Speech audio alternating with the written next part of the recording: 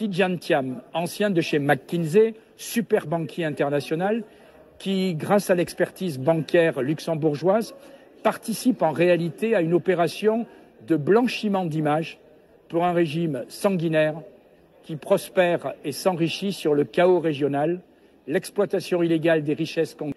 Pourquoi Bruxelles persiste toujours et refuse de faire tomber cet accord? Là, il y a une vraie question. Mais pire encore,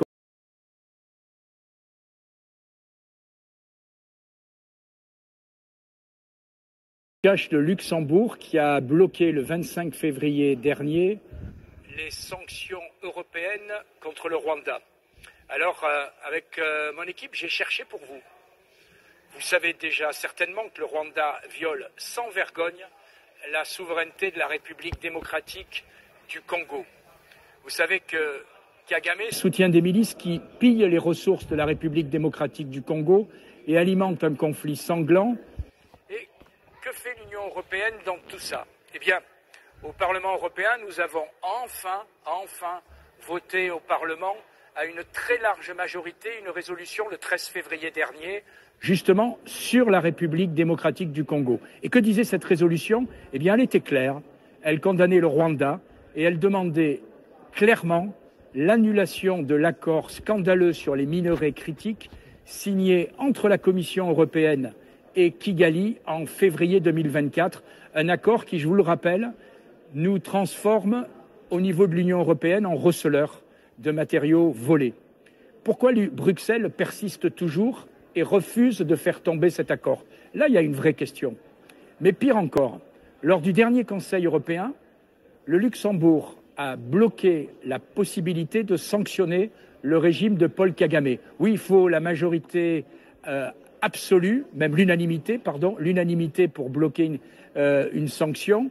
Et en réalité, seul le Luxembourg, parmi les 27 États, a pris ce choix de bloquer les sanctions. Alors cette position, pour le moins étrange du Luxembourg, est peut-être inspirée par le fait que ce pays, quand on cherche bien, eh bien, participe à la création du Kigali International Finance Center.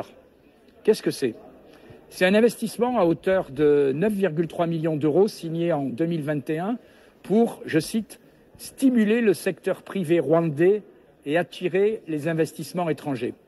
Pour piloter ce projet, on retrouve Tidjane Thiam, ancien de chez McKinsey, super banquier international, qui, grâce à l'expertise bancaire luxembourgeoise, participe en réalité à une opération de blanchiment d'images pour un régime sanguinaire qui prospère et s'enrichit sur le chaos régional, l'exploitation illégale des richesses congolaises et massacre des populations de l'Est de la République démocratique du Congo, et cela depuis des années.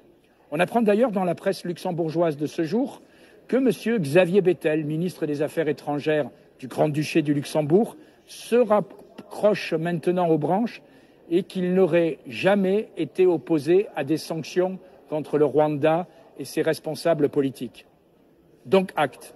Mais alors, qu'est-ce qu'attend le Luxembourg pour se retirer de projets de place financière à Kigali? Et pourquoi l'ordre du jour, certes provisoire, du prochain Conseil européen des ministres des Affaires étrangères de l'Union européenne le 17 mars ne mentionne pas la RDC?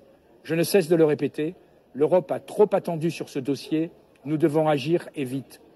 En République démocratique, il faut sauver des vies. Il faut mettre fin à la guerre, à la misère qu'elle entraîne dans les populations. Et cette décision du Luxembourg de bloquer les sanctions contre Kigali, de bloquer les sanctions contre M. Kagame est absolument un scandale. Un scandale auquel, je le répète, je ne trouve pas d'autre explication plausible que ce fameux centre financier qui en réalité servira probablement à blanchir les recettes du pillage de M. Kagame au Congo. Eh bien, pourquoi le Luxembourg continue à soutenir ce nouveau centre financier et pourquoi il s'est opposé jusqu'à présent à ces sanctions?